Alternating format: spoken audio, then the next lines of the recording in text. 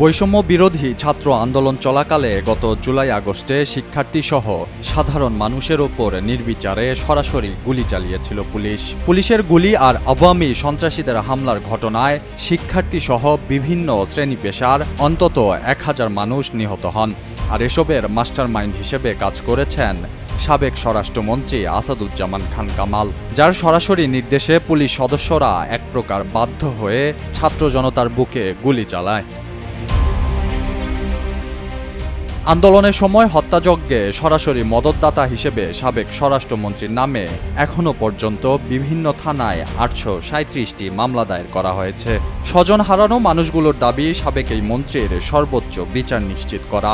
অনেকে বলছেন 837টি মামলার জন্য তার 837 বার ফাঁসি হওয়া উচিত। সুষ্ঠু তদন্ত করে আমরা এটার ফাঁসি চাই। এদিকে বিভিন্ন রাজনৈতিক দলের নেতাদের অভিযোগ, ছাত্র আন্দোলনে হত্যার সাথে জড়িতদের আইনের আওতায় আনার বিষয়ে বিলম্ব করা হচ্ছে। গণ অধিকার পরিষদের সভাপতি ও ডাকসুর সাবেক ভিপি নুরুল হক মনে করেন, আওয়ামী লীগের সভাপতি শেখ হাসিনাকে দেশে ফেরাতে সরকারকে শক্তিশালী পদক্ষেপ গ্রহণ করতে হবে। পাশাপাশি আসাদুজ্জামান খান কামাল ও ওবায়দুল কাদেরকেও খুঁজে বের করে গণহত্যার দায়ে ফাঁসি নিশ্চিত করতে হবে। গণহত্যার জন্য শেখ হাসিনাকে যদি 1 নম্বর আসামি করা হয়, 2 নম্বর আসামি ওবায়দুল কাদের এবং 3 নম্বর আসামি স্বরাষ্ট্রমন্ত্রীকে করা দরকার। এবং শেখ হাসিনা দেশ থেকে পালিয়ে গেছে, কিন্তু ওবায়দুল কাদের এবং স্বরাষ্ট্রমন্ত্রী তো দেশে আছে। দুঃখজনক, এবং এটা আমরা খুব উদ্বিগ্ন হচ্ছি যে এখনো ওবায়দুল কাদের এবং সাবেক স্বরাষ্ট্রমন্ত্রী আসাদুজ্জামান খান কামালকে গ্রেফতার করা হয়নি। আমরা অনতিবিলম্বে স্বরাষ্ট্রমন্ত্রী আসাদুজ্জামান খান কামাল, ওবায়দুল কাদের সহ এই গণহত্যার মূল পরিকল্পনাকারী শেখ হাসিনা সহ সকলকে আইনের আওতায় এনে গ্রেপ্তারের দাবি জানাই। এবং যেহেতু মধ্যেই আন্তর্জাতিক অপরাধ ট্রাইব্যুনালের প্রসিকিউটর নিয়োগ দেওয়া হয়েছে, আমরা দ্রুত সময়ের মধ্যে তাদের একটা বিচারের মাধ্যমে, সেটা যদি মৃত্যুদণ্ড হয় মৃত্যুদণ্ড অথবা অন্য কোনো সাজা হলে সেই উপযুক্ত সাজা আমরা দেখতে চাই। 5 আগস্ট হাসিনা সরকারের পতনের পর একে একে বেরিয়ে আসতে শুরু করেছে এমপি মন্ত্রীদের থলের বিড়াল।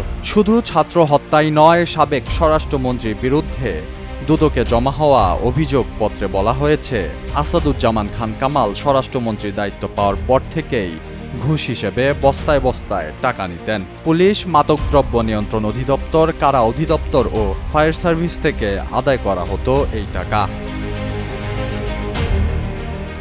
এছাড়াও কক্সবাজারের মেরিন ড্রাইভে 5 স্টার হোটেল নির্মাণের জন্য আসাদুজ্জামান খান কামাল ক্রয় করেন 30 বিঘা জমি। ঢাকায় রয়েছে একাধিক বাড়ি ও গাড়ি। এসব সম্পদ তিনি তার ছেলে যতীন নামে করেছিলেন। ঝুঁকি এড়াতে টাকাগুলো পাচার করা হতো দেশের বাইরে।